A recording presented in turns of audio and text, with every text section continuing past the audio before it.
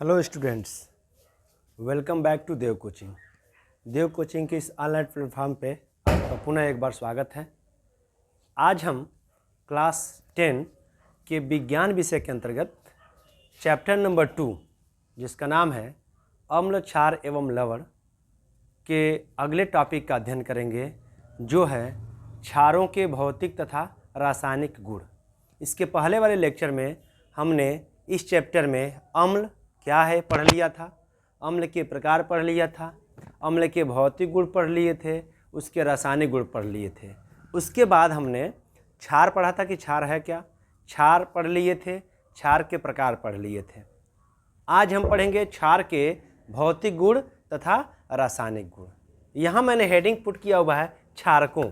मैंने पिछले लेक्चर में आपको ये भी बताया था कि क्षारक और क्षार में क्या अंतर है। देखिए, क्षारक जो होते हैं उनमें से जो क्षारक जल में पूर्णतः घुल जाए, विलय हो जाए, उसका नाम होता है क्षार। तो जितने क्षार होते हैं वो सब क्षारक के ही प्रकार होते हैं। ठीक है, तो अगर हम बात करें क्षारक के भौतिक गुण, तो क्षारक की क्या पहचान है। भौतिक गुण का मतलब होता है जिसको हम देख कर, फील करके महसूस कर पाएँ। तो आपने देखा होगा कि साबुन कैसा होता है, स्लिपरी होता है, ठीक ना, उस पर फिसलन होती है, सरकता है, हाथ पे लगे तो या पैर के नीचे आ जाए तो। ठीक है, तो इसको हम क्या कहते हैं, इसमें चिकनी प्रवृत्ति होती है, स्लिपरी गुण होता है। जो क्षार होते हैं, साबुन में क्षार होता है, NaOH लगा होता है बनाने में, सोडियम हाइड्रोक्साइड। तो साबुन को देख लीजिए, उससे एग्जाम्पल मिल जाएगा कि ये क्या होता है, इसका जो सोप बनता है वो स्लिपरी होता है, फिसलता है। इसके अलावा किसी क्षारक को अगर आप खाते हैं तो उसका स्वाद कड़वा लगता है। कैसा लगता है, कड़वा लगता है। ठीक है, आइए इस लैंग्वेज को हम लोग लिख लेते हैं एक एक करके। सारे लैंग्वेज को धीरे आप भी नोट बनाते रहेंगे। पहला है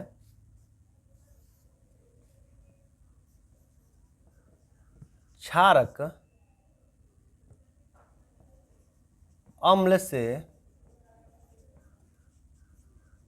क्रिया करके क्या बनाते हैं बच्चों। जब कोई क्षार किसी अम्ल से क्रिया करता है तो दो चीज बनाता है, एक बनाता है लवण तथा जल, साल्ट, और क्या बनाते हैं, जल बनाते हैं।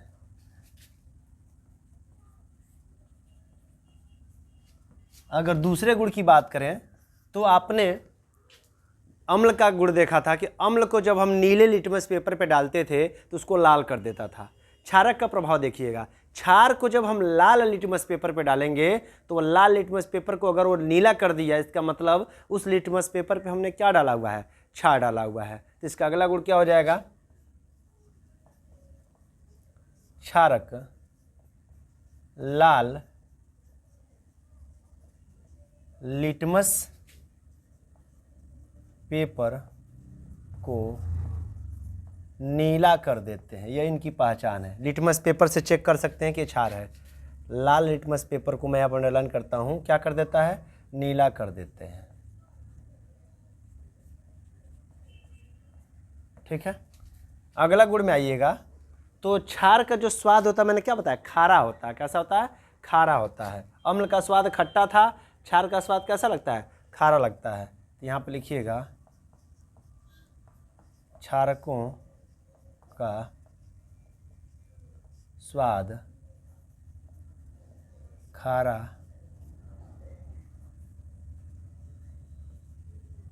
होता है। नेक्स्ट गुण क्या लिख सकते हैं आप,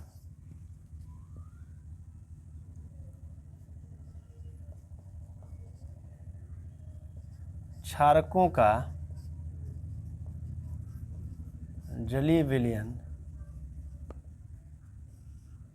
देखिए, ध्यान दीजिएगा, क्षारकों का जलीय विलयन कैसा होता है बच्चों,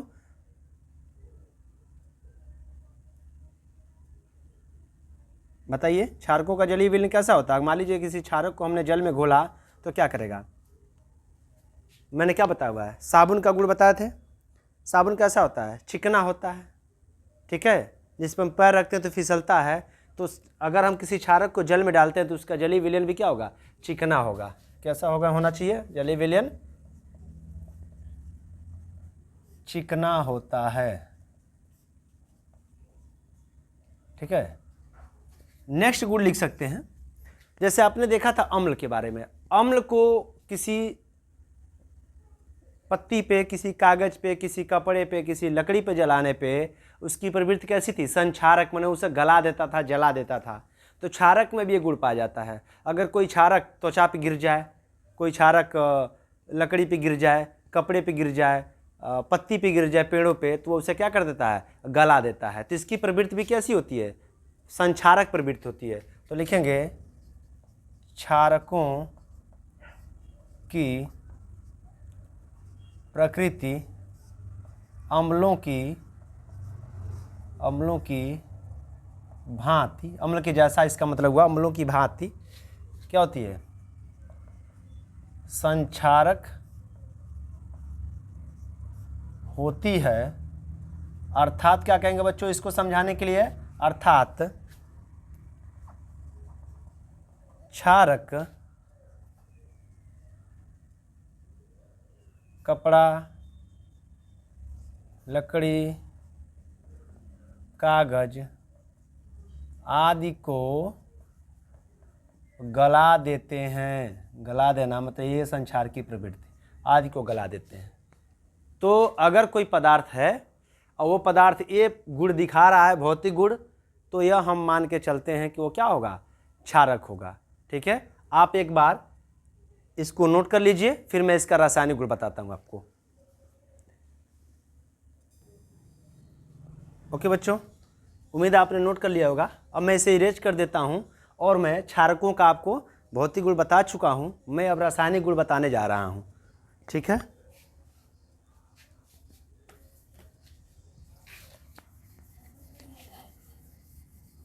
आइए हम पढ़ते हैं क्षारकों के रासायनिक गुण। बच्चों, क्षारकों के भौतिक और रासायनिक गुण आपको आना चाहिए। और जब भी क्षारक के भौतिक और रासायनिक गुण का आप अध्ययन करिए तो अम्लों के भौतिक और रासायनिक गुणों को सामने रख कर देखते रहिए कि अंतर क्या, डिफरेंस क्या है। अब हम यहाँ पे भौतिक गुण की जगह पर कौन सा गुण पढ़ने वाले हैं? रासायनिक गुण। आपको पता रासायनिक गुण क्या होते हैं? आणविक संरचना की वजह से अगर कोई गुण, जैसे रासायनिक आप लोग परिवर्तन समझते होंगे, जब किसी पदार्थ को दूसरे पदार्थ से क्रिया कराते हैं तो उनकी आणविक संरचना में जब कोई अंतर आ जाता है तो ऐसे परिवर्तन को कहते हैं रासायनिक गुण, और उन पदार्थों के इस गुण को कहते हैं रासायनिक, ऐसे परिवर्तन को रासायनिक परिवर्तन, और उन पदार्थों को उस गुण को क्या कहेंगे? रासायनिक गुण कहते हैं। आइए देखते हैं क्षारकों के अंदर कौन सी प्रवृत्ति है। पहला गुण, पहले हम क्षार के किससे कराएंगे? धातु से क्रिया, धातु के साथ क्रिया। किसी क्षारक की क्रिया हम किससे कराएंगे? धातु के साथ कराएंगे। आइए एक धातु ले लेते हैं, जैसे आपने धातु देखा जिंकेट, जिंक कौन सा धातु है? जिंक धातु है। इसकी क्रिया आपको कराना है क्षार से। किससे कराना है? क्षार से। तो NaOH ले लीजिए, प्रबल क्षार NaOH। ठीक है, यहाँ बैलेंस के लिए मैं 2 रख देता हूँ। यह ध्यान दीजिएगा, ये क्षार है सोडियम हाइड्रोक्साइड, हमने इसकी क्रिया धातु से कराया है। ठीक है, तो क्या बनेगा? तो यहाँ पर बनता है Na की संख्या 2 है, Na2 JDN के साथ जुड़ जाएगा और यहाँ पर O2 sodium zincate, sodium zincate लवण बनेगा बच्चों। ठीक है, सोडियम जिंकेट। बचा क्या यहाँ पे? ध्यान दीजिए, हाइड्रोजन की संख्या कितनी है?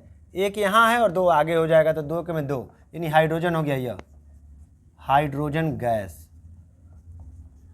आपको याद हो तो मैंने जब अम्ल की क्रिया कराया था, किससे कराया था? अम्ल की क्रिया कराया था मैंने सोडियम हाइड्रोक्साइड से। ठीक है, तो वहाँ लवण बना था, वहाँ भी हाइड्रोजन गैस बना था, कोई दिक्कत नहीं। यहाँ कोई दूसरा लवण बन रहा है। तो जब कोई क्षार किसी धातु के साथ, ध्यान से सुनिए, जब कोई क्षार किसी धातु के साथ अभिक्रिया करता है तो लवण बनाता है और हाइड्रोजन गैस बनाता है। ठीक है, दूसरी अभिक्रिया बच्चों हम लोग पढ़ेंगे अधात्विक ऑक्साइड के साथ। अधात्विक, यहाँ मैं लिखने वाला हूँ, अधात्विक ऑक्साइडों के साथ, ऑक्साइडों के साथ क्रिया। अब कोई भी क्षार है वो अधात्विक ऑक्साइड, कार्बन क्या है? अधातु है, उसके ऑक्साइड को क्या बोलेंगे? Carbon dioxide. ध्यान दीजिए, कार्बन क्या है? अधातु है, उसके ऑक्साइड को क्या बोलेंगे? Carbon dioxide. अब इसकी क्रिया करानी है किससे? इसकी क्रिया किससे करानी है हमें? बताइए। क्षार से करानी है। किससे करानी है? क्षार से करानी है। तो कभी भी यहाँ पे आप देख लीजिए ए है CO2, तो यहाँ पे मैं लेने वाला हूँ NaOH, क्या लेने वाला हूँ OH, यहाँ बैलेंस कर देता हूँ। तो यहाँ एक कंपाउंड बनेगा Na2, लवड़ यहाँ भी बनेगा Na2CO3, क्या बन रहा है Na2 और यहाँ पे CO2 था, CO2 और यहाँ का एक O जुड़ जाएगा तो CO3, यहाँ 2 हाइड्रोजन बचा तो हाइड्रोजन क्या हो गया बाहर हो गया, ठीक है CO3, यह हाइड्रोजन क्या गैस क्या हो गया बाहर हो गया। तो यहाँ भी आप देख सकते हैं कि जब कोई क्षार किसी अधात्विक ऑक्साइड से क्रिया कर रहा है तो क्या बना रहा है लवड़ प्लस हाइड्रोजन, यहाँ भी वही चीज़ बन रहा है हाइड्रोजन गैस।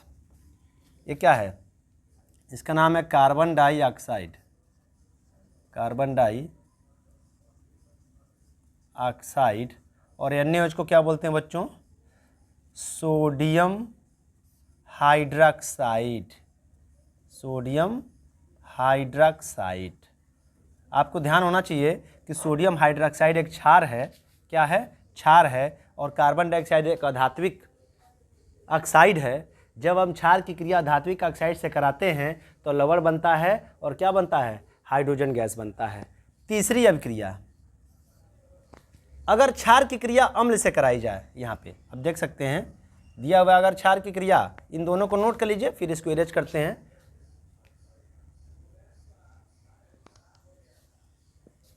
चलिए तीसरी अभिक्रिया हम पढ़ते हैं।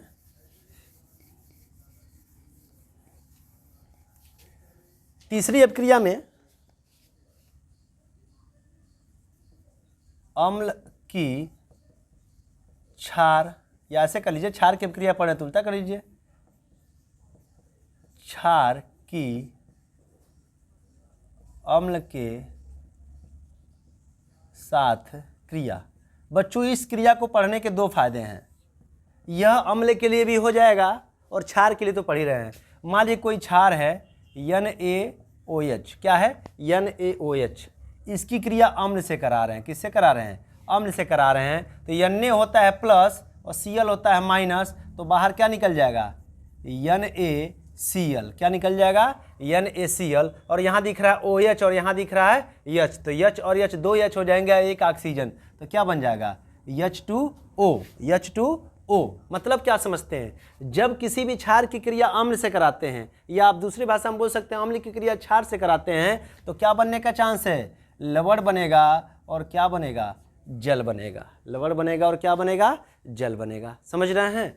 तो ये रहे क्षार की 3 रासायनिक क्रिया, जिसमें हमने ये पढ़ा कि क्षार जब धातु से क्रिया करता है तो क्या बनाता है। फिर दूसरी रासायनिक अभिक्रिया में आपने पढ़ा कि क्षार जब अधात्विक ऑक्साइड से क्रिया करता है तो क्या बनाता है, और तीसरे वाले रिएक्शन में आपने पढ़ा कि क्षार जब अम्ल से क्रिया करते हैं तो क्या बनाते हैं।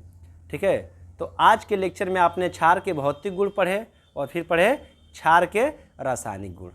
ठीक, अब आपको मैंने बताया था पिछले वीडियो में कि हम कैसे जानेंगे कि कोई क्षार है या कैसे जानेंगे अम्ल। हम तो रट गए ना कि सोडियम हाइड्रोक्साइड क्षार है, HCl हाइड्रोक्लोरिक अम्ल है, लेकिन कोई ऐसा तरीका है, कोई ऐसा मानक है, कोई ऐसा प्रयोग है जिससे हम बता पाएँ कि यह अम्ल है और यह क्षार है। कोई ऐसा डेटा तो कहा जाएगा हाँ पीएच एक मान है, पीएच पैमाना, आपको मैं बताऊंगा ये क्या होता है। सोरेंसन नाम के वैज्ञानिक ने दिया था इसको, और यह पैमाना ये डिटेल बताता है कि कौन अम्ल होगा कौन क्षार होगा। यहाँ तक बताता है कि कौन प्रबल अम्ल होगा कौन दुर्बल अम्ल होगा, कौन प्रबल क्षार होगा कौन दुर्बल क्षार होगा। ठीक है, तो इसको हम लोग अगले वीडियो में पढ़ेंगे। ठीक है, एक नए उत्साह के साथ, नए एनर्जी के साथ।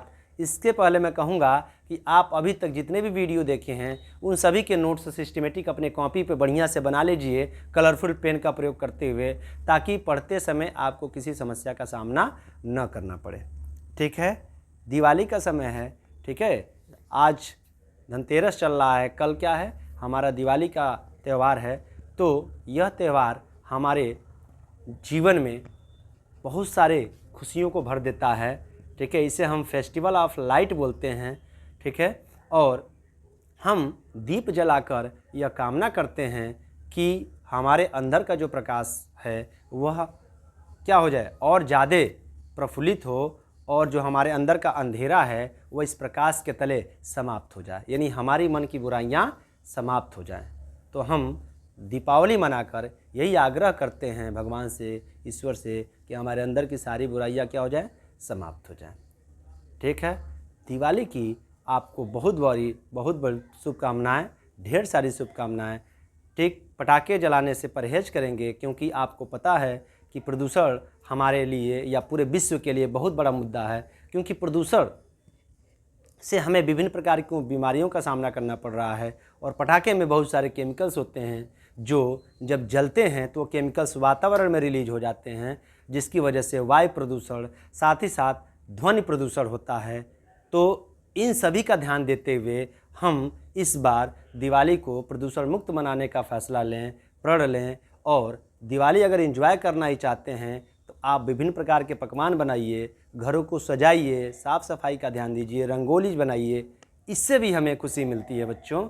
तो आपके लिए सबसे बड़ी बात है कि आप युवा हैं, वो भी स्टूडेंट हैं, तो आप इन चीज़ों को सीखें और अपने जीवन में उतारें।